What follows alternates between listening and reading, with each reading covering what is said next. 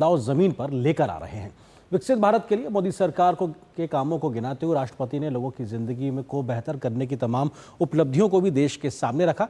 राष्ट्रपति ने महिला शक्ति के लिए केंद्र सरकार के प्रयासों को देश के सामने रखा तो ढांचागत विकास से दुनिया में तेजी से बढ़ती भारतीय अर्थव्यवस्था की तस्वीर को भी पेश किया। राष्ट्रपति द्रौपदी मुर्मू ने शुक्रवार को बजट सत्र शुरू होने पर संसद के दोनों सदनों को जब संबोधित किया तो उसमें न केवल केंद्र सरकार द्वारा भारत के विकास के विजन का रोड मैप दिखा, बल्कि देश के विकास की लंबी यात्रा में सरकार की उपलब्धियों का जिक्र था। राष्ट्रपति ने बताया कि कैसे भारत की विकास यात्रा के इस अमृतकाल में सरकार अभूतपूर्व उपलब्धियों के माध्यम से नई ऊर्जा दे रही है। तीसरे कार्यकाल में 3 गुना तेज गति से काम हो रहा है। आज देश बड़े निर्णयों और नीतियों को असाधारण गति से लागू होते देख रहा है और इन निर्णयों में देश की गरीब, मध्यम वर्ग, युवा, महिलाओं, किसानों को सर्वोच्च प्राथमिकता मिली। राष्ट्रपति ने बताया कि कैसे सरकार के 1 दशक के कार्यकाल ने विकसित भारत की यात्रा को नई ऊर्जा दी है। विकसित भारत के विजन में जन भागीदारी का सामूहिक सामर्थ्य है, देश की आर्थिक उन्नति का रोड मैप है, डिजिटल क्रांति के रूप में टेक्नोलॉजी की ताकत है और आधुनिक इंफ्रास्ट्रक्चर आधार भी है। मेरी सरकार के प्रयास के बल पर भारत दुनिया की तीसरी सबसे बड़ी अर्थव्यवस्था बनने जा रही है। राष्ट्रपति ने जोर देकर के कहा कि उनकी सरकार महिलाओं की अगुवाई में देश को सशक्त बनाने में विश्वास करती है और नारी शक्ति वंदन अधिनियम के द्वारा लोकसभा और विधानसभाओं में महिलाओं के लिए आरक्षण इस दिशा में एक महत्वपूर्ण कदम है। इस संसद के लिए गौरव का विषय है कि बड़ी संख्या में भारत की बेटियां लड़ाकू विमान उड़ा रही हैं, पुलिस में भर्ती हो रही हैं और कॉरपोरेट कंपनियों का नेतृत्व भी कर रहे हैं। मेरी सरकार के निर्णय के बाद बालिकाओं की भर्ती राष्ट्रीय मिलिट्री स्कूलों में प्रारंभ हो गई है। नेशनल डिफेंस एकेडमी में भी महिला कैडेट्स को भर्ती शुरू की गई है। हमारी बेटियां आज ओलंपिक में मेडल लाकर देश को भी गौरवान्वित कर रही हैं। राष्ट्रपति ने देश की अर्थव्यवस्था का भी जिक्र किया और कहा कि कोविड और उसके बाद के हालात एवं युद्ध जैसी वैश्विक चिंताओं के बावजूद भारतीय अर्थव्यवस्था ने जो स्थायित्व एवं रेजिलियंस दिखाया है उसके सशक्त होने का प्रमाण है। राष्ट्रपति ने डिजिटल टेक्नोलॉजी पर चर्चा की और बताया कि गाँव में भी बैंकिंग सेवाएं और UPI जैसी वर्ल्ड क्लास टेक्नोलॉजी उपलब्ध है। देश में मजबूत होते बुनियादी ढांचे के बारे में भी राष्ट्रपति ने विस्तार से बताया। पिछले 1 दशक के काम को आगे ले जाते हुए पिछले 6 महीने में मेरी सरकार ने भविष्य के इंफ्रास्ट्रक्चर में रिकॉर्ड निवेश किया है। वाडवोन में भारत के पहले डीप वाटर मेगा पोर्ट की आधारशिला रखी गई है। उधमपुर श्रीनगर बारामूला रेल लिंक परियोजना पूरी हो गई है। इस महत्वाकांक्षी परियोजना के तहत चेनाब ब्रिज का निर्माण हुआ है, जो विश्व का सबसे ऊंचा रेल ब्रिज है। राष्ट्रपति ने 1 नेशन 1 इलेक्शन और वक्फ अधिनियम संशोधन जैसे कई महत्वपूर्ण विषयों का जिक्र किया और कहा कि सरकार ने इस पर तेज गति से कदम आगे बढ़ाए हैं। राष्ट्रपति ने कुंभ में मौनी अमावस्या के दिन भगदड़ में जान गंवाने वालों को श्रद्धांजलि दी तो साथ ही संविधान को अपनाने की 75वीं वर्षगांठ के मौके पर देशवासियों की तरफ से बाबा साहेब अम्बेडकर समेत सभी संविधान निर्माताओं को नमन किया। पार्लियामेंट टीम के साथ ब्यूरो रिपोर्ट DD न्यूज। राष्ट्रपति द्रौपदी मुर्मू ने युवाओं किसानों के लिए केंद्र सरकार द्वारा बीते 1 दशक में किए गए प्रयासों का जिक्र किया तो डिजिटल भारत की दिशा में हासिल स्वर्णिम उपलब्धियों को भी देश के सामने रखा। रक्षा, अंतरिक्ष, शिक्षा जैसे क्षेत्र में 1 दशक में बदलावों को राष्ट्रपति ने गिनाया। तो जम्मू कश्मीर से धारा 370 हटाने के बाद जो विकास हुआ, ऐसे तमाम बड़े बड़े कदमों का भी देश के सामने रखा। देश की पिछड़ी आबादी के लिए कैसे तेजी से काम किया जा रहा है, इस पर भी राष्ट्रपति ने उनके अभिभाषण में फोकस नजर आया। दोनों सदनों को संबोधित करते हुए राष्ट्रपति ने जब देश के विकास का खाका खींचा तो बताया कि देश के विकास का लाभ अंतिम पायदान पर खड़े व्यक्ति तक पहुंचाने के लिए सरकार संकल्पित है। राष्ट्रपति ने कहा कि भारत जैसे देश की आर्थिक उन्नति मध्यम वर्ग, मिडिल क्लास की आकांक्षाओं और उनकी पूर्ति से परिभाषित होती है। सरकार ने मुक्त स्वर से मध्यम वर्ग के योगदान को न केवल स्वीकारा है बल्कि हर मौके पर उसे सराहा भी है। राष्ट्रपति ने बताया कि कैसे सरकार युवाओं के लिए काम कर रही है। आज हमारा युवा स्टार्टअप्स, स्पोर्ट्स से लेकर स्पेस तक हर फील्ड में देश का नाम रोशन कर रहा है। माई भारत पोर्टल के जरिए लाखों युवा राष्ट्र निर्माण के कार्यों से जुड़ रहे हैं। मेक इन इंडिया, आत्मनिर्भर Bharat, startup India, stand up India और डिजिटल इंडिया जैसी पहल ने युवाओं को रोजगार के अनेक अवसर प्रदान किए हैं। पिछले 2 वर्षों में सरकार ने रिकॉर्ड संख्या में 10 लाख स्थायी सरकारी नौकरियां प्रदान की हैं। राष्ट्रपति ने अंतरिक्ष में भारत की उपलब्धियों का भी जिक्र किया। वो दिन भी दूर नहीं जो भारत में निर्मित गगनयान में एक भारतीय नागरिक अंतरिक्ष में जाएगा। कुछ दिन पहले इसरो ने अपना 100वां लॉन्च करते हुए सैटेलाइट के सफलतापूर्वक स्थापित किए। राष्ट्रपति ने कहा कि विकसित भारत के निर्माण में किसान, जवान और विज्ञान के साथ ही अनुसंधान का बहुत बड़ा महत्व है। हमारा लक्ष्य भारत को ग्लोबल इनोवेशन पावर हाउस बनाना है। देश के शिक्षण संस्थानों में अनुसंधान को बढ़ावा देने के लिए 50,000 करोड़ रुपया की लागत से अनुसंधान नेशनल रिसर्च फाउंडेशन स्थापित किया गया। 10,000 करोड़ रुपया के लागत से विज्ञान धारा योजना के तहत विज्ञान एवं प्रौद्योगिकी में इनोवेशन को बढ़ावा दिया जा रहा है। आर्टिफिशियल इंटेलिजेंस के क्षेत्र में भारत के योगदान को आगे बढ़ाते हुए इंडिया AI मिशन प्रारंभ किया गया है। राष्ट्रपति ने आधुनिक और आत्मनिर्भर कृषि व्यवस्था को सरकार का लक्ष्य बताया और कहा कि किसानों को फसलों का उचित दाम दिलाने और उनकी आय बढ़ाने के लिए समर्पित भाव से काम हो रहा है। राष्ट्रपति ने कहा कि विकसित भारत की एक महत्वपूर्ण कसौटी देश का संतुलित विकास है और सरकार की कोशिश है कि हर क्षेत्र के विकास पर ध्यान दे रही है। मेरी सरकार ने नॉर्थ ईस्ट के लोगों की इन्हीं भावनाओं को समझा, उनके दिल से दूरियों का भाव समाप्त किया। 10 से अधिक शांति समझौते को कर सरकार ने अनेक गुटों को शांति के मार्ग से जोड़ने का काम किया है और उसे 370 हटाने के बाद जम्मू कश्मीर में लोकसभा चुनाव एवं विधानसभा चुनाव अत्यंत शांतिपूर्ण माहौल में संपन्न हुए।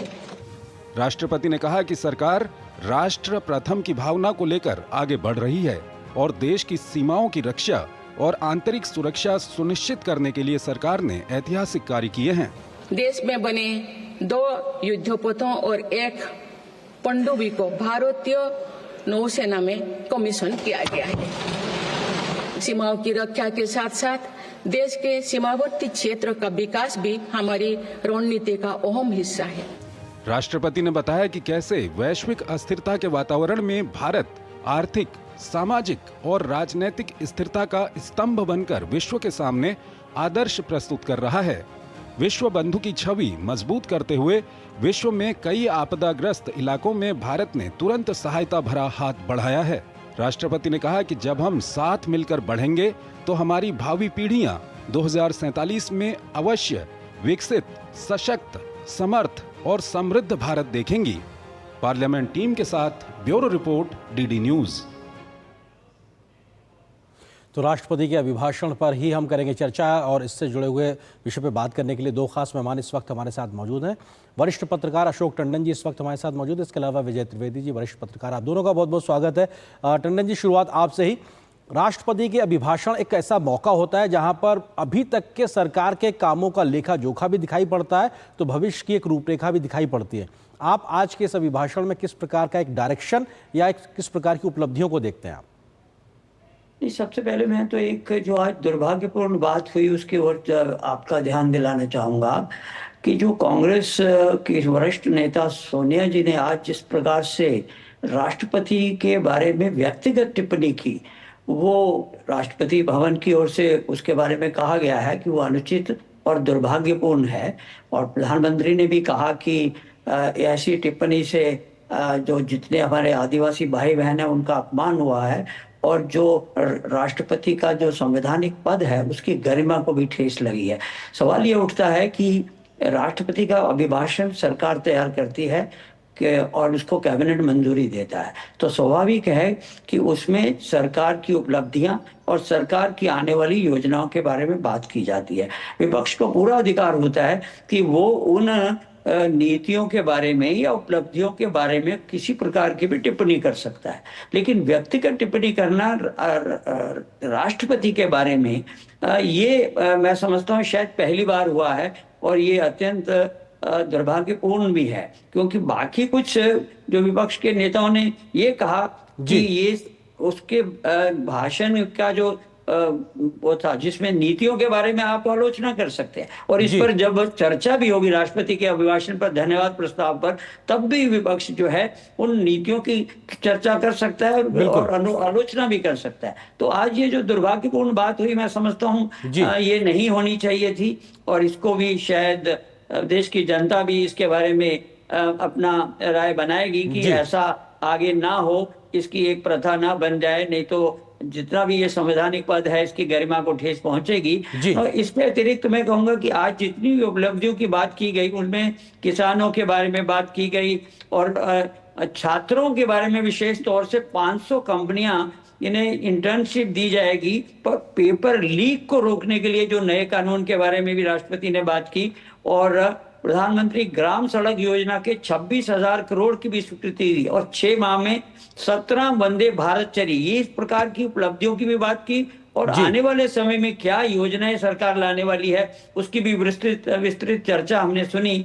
तो मैं समझता हूँ ये एक संवैधानिक प्रक्रिया है। जब बजट सत्र शुरू होता है तो वो राष्ट्रपति के अभिभाषण से ही शुरू होता है, और उसकी गरिमा का ध्यान रखा जाए। मैं समझता हूं ये विपक्ष बहुत जरूरी है, विपक्ष को मंथन करना चाहिए। बिल्कुल, आप बहुत महत्वपूर्ण बात कह रहे हैं कि इस प्रकार की टिप्पणियों से इस प्रकार के ओहदे पे बैठे हुए लोगों के बारे में बोलना ये बहुत ही स्तरहीन राजनीति कहीं ना कहीं दिखाता है। विजय जी, आपको लगता है कि राष्ट्रपति के जो पूरा अभिभाषण था उसमें एक सार रूप में ये भी दिखाई पड़ा कि किस प्रकार से रिफॉर्म किए गए हैं, परफॉर्म किया गया, और एक ट्रांसफॉर्म की स्थिति दिखाई पड़ रही है, और उसका आंकड़ों के साथ एक तरीके से इस पूरे अभिभाषण में प्रस्तुति दिखाई पड़ी है। विजय जी।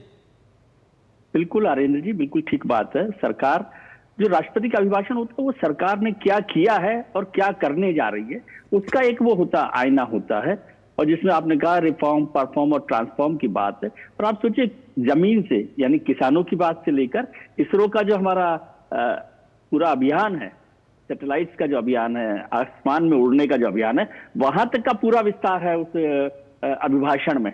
और जैसे टंडन साहब ने भी जिक्र किया कि और सब छात्रों की बात की गई है, किसानों की बात की गई है, वंदे भारत की बात की है, इंफ्रास्ट्रक्चर की बात की गई है, वो सब महत्वपूर्ण बातें हैं। महिलाओं पर बड़ा जोर दिया है हमारी जो राष्ट्रपति है, उन्होंने भी महिलाओं को लेकर एक पूरा, आपने भी कार्यक्रम में जिस बात का जिक्र किया, बड़ा जोर दिया गया है।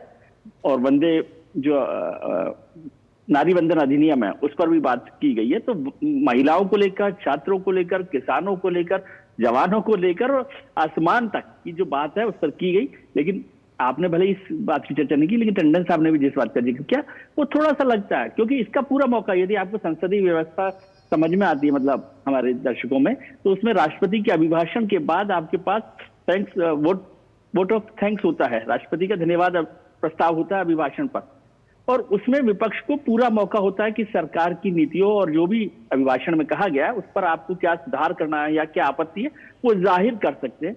ये मौके पर यदि एक बड़े सांसद, बड़े नेता, अनुभवी नेता, लंबे समय से संसदीय कार्य में रहे हो, वो राष्ट्रपति पर कोई टिप्पणी करे और एक सांसद कहे कि बोरिंग है, ये कोई फिल्म नहीं है सर आनंद जी, ये कोई थिएटर का वो नहीं है। बोरिंग क्या होता है?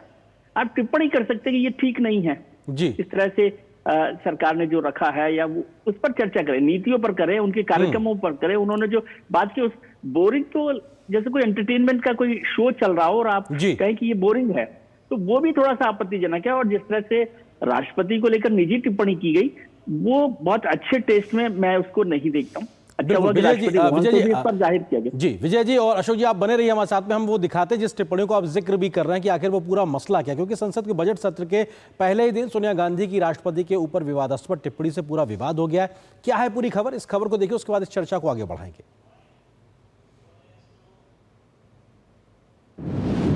सोनिया ने किया राष्ट्रपति का अपमान, संसद से सड़क तक सियासी घमासान, पीएम मोदी समेत तमाम नेताओं ने बोला हमला, बैकफुट पर आई कांग्रेस। संसद के बजट सत्र के पहले दिन राष्ट्रपति के अभिभाषण की हर ओर चर्चा हो रही थी, लेकिन इसी बीच कांग्रेस की पूर्व अध्यक्ष सोनिया गांधी की एक टिप्पणी ने सियासी माहौल को गर्मा दिया। संयुक्त अभिभाषण में हिस्सा लेने के बाद मीडिया ने जब गांधी परिवार से इस पर टिप्पणी की तो उस पर दी गई सोनिया गांधी की प्रतिक्रिया ने विवाद को गहरा दिया। इस पर बढ़े विवाद के बारे में आपको बताएं, उससे पहले सुन लीजिए आखिर सोनिया गांधी ने कहा क्या।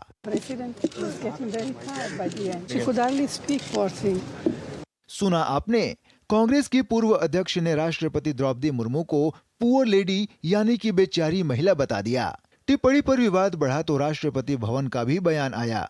राष्ट्रपति भवन ने कहा कि संसद में माननीय राष्ट्रपति के अभिभाषण पर मीडिया के समक्ष अपनी प्रतिक्रिया देते हुए कांग्रेस पार्टी के कुछ प्रमुख नेताओं ने ऐसी टिप्पणियां की हैं जो स्पष्ट रूप से उच्च पद की गरिमा को ठेस पहुंचाती हैं और इसलिए अस्वीकार्य हैं। इन नेताओं ने कहा है कि राष्ट्रपति महोदया भाषण के अंत में बहुत थक गई थीं और वे मुश्किल से बोल पा रही थीं।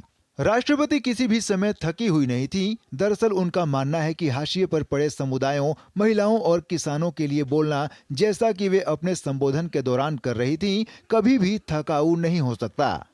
राष्ट्रपति कार्यालय का मानना है कि ऐसा हो सकता है कि नेताओं ने हिंदी जैसी भारतीय भाषाओं के मुहावरे और विमर्श को ठीक से नहीं समझा हो और इस तरह गलत धारणा बना ली हो।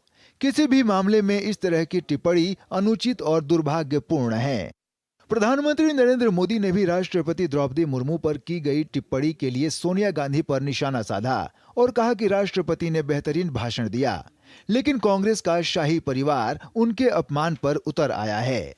उन्होंने बेहतरीन तरीके से आज संसद को प्रेरित किया, भाषण दिया, लेकिन कांग्रेस का शाही परिवार उनके अपमान पर उतर आया है। बीजेपी नेताओं ने माफी की मांग करते हुए कांग्रेस पार्टी की आदिवासी और महिला के प्रति सोच पर सवाल उठाया है। श्रीमती सोनिया गांधी जी और उनकी सुपुत्र नेता प्रतिपक्ष राहुल गांधी जी ने भारत की राष्ट्रपति जी के बारे में बताए, जो शब्द उन्होंने उच्चारण किए, मैं उसको मुंह में भी ले सकता हूं। इस प्रकार की अहंकार के लिए मैं कठोर से कठोर शब्द में उसको निंदा करता हूं। महिला राष्ट्रपति जो आदिवासी है उसको कमजोर दिखाने का जो प्रयास किया जा रहा है, ये हम बर्दाश्त नहीं करेंगे। ये पहली बार नहीं है जब राष्ट्रपति द्रौपदी मुर्मू को लेकर अपमानजनक टिप्पणी की गई हो। इससे पहले भी कांग्रेस नेताओं की तरफ से आपत्तिजनक बयान आ चुके हैं। पार्लियामेंट डेस्क के साथ ब्यूरो रिपोर्ट, डीडी न्यूज। और दो खास मेहमान लगातार हमारे साथ बने हुए, वरिष्ठ पत्रकार अशोक टंडन जी और विजय त्रिवेदी जी हमारे साथ बने हुए। अशोक जी, ये पूरा विवाद के बीच में आपको लगता है कि ये किस प्रकार की मानसिकता है जो इस प्रकार के उच्च पद पे बैठे हुए व्यक्ति और एक महिला के लिए इस प्रकार से बोलना, ये तो अपने आप में एक अजीब स्थिति दिखाता है, पहले कभी नहीं सुना गया इस प्रकार का। देखिए, चाहे राष्ट्रपति महिला हो या राष्ट्रपति आदिवासी हो, राष्ट्रपति राष्ट्रपति हैं और संवैधानिक सबसे सर्वोत्तम पद है। उनकी गरिमा को ध्यान में रखते हुए कभी भी किसी राजनेता ने आज तक अभी व्यक्तिगत टिप्पणी नहीं की है। जैसे मैं देख रहा था कि हमारे साथी भी कह रहे थे, त्रिवेदी जी, कि आप उस भाषण का जो मसौदा है, कंटेंट है, सरकार की जो उपलब्धियों के बारे में जो उसके बारे में टिप्पणी करिए कि हमें ये पसंद नहीं आई, हमें लगता है कि ये ठीक नहीं है। और दूसरा, आपको मौका मिलने वाला है जब 3 से 4 फरवरी तक इसके राष्ट्रपति अभिभाषण के प्रस्ताव पर, धन्यवाद प्रस्ताव पर बहस होगी। लेकिन आज ये इस मौके पर किसी भी प्रकार की टिप्पणी राष्ट्रपति के प्रति ये बहुत ही दुर्भाग्यपूर्ण है। और जैसे आज शायद मैंने अपने पत्रकारिता के इतने लंबे जीवन में कभी नहीं देखा जी, ऐसे अवसर पर राष्ट्रपति भवन को एक स्पष्टीकरण देना पड़ा हो। ये दुर्भाग्यपूर्ण तो है ही है, लेकिन आगे से ऐसा विपक्ष या कोई भी राजनेता ना करे, क्योंकि नहीं तो बड़ी गलत प्रथा बन जाएगी कि हम कभी भी जब भी चाहें, संसद हो या बाहर हो, सर्वोच्च पद के बारे में इस प्रकार की व्यक्तिगत टिप्पणी से हमेशा बचने की जरूरत है। विजय जी, विजय जी, समय थोड़ा सा सीमित है, लेकिन हमने पहले भी देखा है कि अधीर रंजन चौधरी का बयान और या पहले भी इस प्रकार के कांग्रेस नेताओं के बयान हमने देखे हैं जो अपने आप में गरिमा को गिराते हैं। बिल्कुल आर्यन, टंडन साहब तो सरकार में भी रहे हैं, वाजपेयी सरकार के साथ बड़ी महत्वपूर्ण जिम्मेदारी निभाते रहे हैं, पत्रकारिता में भी उनका लंबा, वो बिल्कुल ठीक बात करें। और आपने जिस बात का जिक्र किया, इसका मतलब है कि आप मानसिकता पर ये बात कर रहे हैं। मैं ये उम्मीद कर रहा था कि यदि कोई बात कह भी दी गई है, हालांकि मैं इस बात से पूरी तरह से सहमत हूं कि मैं राष्ट्रपति को लेकर आपने कहा कि उच्च पद है, मैं उच्च पद नहीं मानता। वो तो सबसे बड़ा पद है संवैधानिक, देश के फर्स्ट सिटीजन है हमारे राष्ट्रपति, और वो महिला है, आदिवासी है, दलित है, पुरुष है, इससे कोई मायने नहीं है। राष्ट्रपति अपने आप में महत्वपूर्ण है। राष्ट्रपति पर इस तरह की टिप्पणी किसी भी तरह से उचित नहीं है। और यदि आपको लगा कि आपने कोई बात बोली और उस पर कोई रेस्पॉन्स आ रहा है, तो आपको तुरंत उस पर कहना चाहिए कि भाई हमारी मंशा ये नहीं थी, माफी मांगते हैं, खेद प्रकट करते हैं, जो भी जिस तरह से भी वो कहना चाहे। तो ये आप पर बार बार किसी न किसी बहाने से कोई हमला किया जा रहा है, तो ये संवैधानिक पदों पर हमले की तरह से मैं इसको देखता हूं। और राष्ट्रपति भवन हमारे देश का सबसे बड़ा संवैधानिक पद है। और बिल्कुल टंडन साहब कहे, मैं तो पहली बार देखा कि राष्ट्रपति भवन की तरफ से कोई सफाई जारी करनी पड़े, क्योंकि वो बहुत मजबूरी होगी तब वो इस तरह की सफाई उन्होंने जारी की। बिल्कुल, इस प्रकार के विषयों में ऐसी हमने टिप्पणियां नहीं देखी। आप बिल्कुल सही कह रहे हैं। फिलहाल वक्त की सीमा, आप दोनों मेहमानों का बहुत शुक्रिया हमारे साथ जुड़ने के लिए, इस विषय पे विस्तार से बात करने के लिए। फिलहाल यहाँ पे एक छोटे से ब्रेक के लिए रुकते हैं। ब्रेक के उस पार जब वापस आएंगे तो आपको बताएंगे खबर कि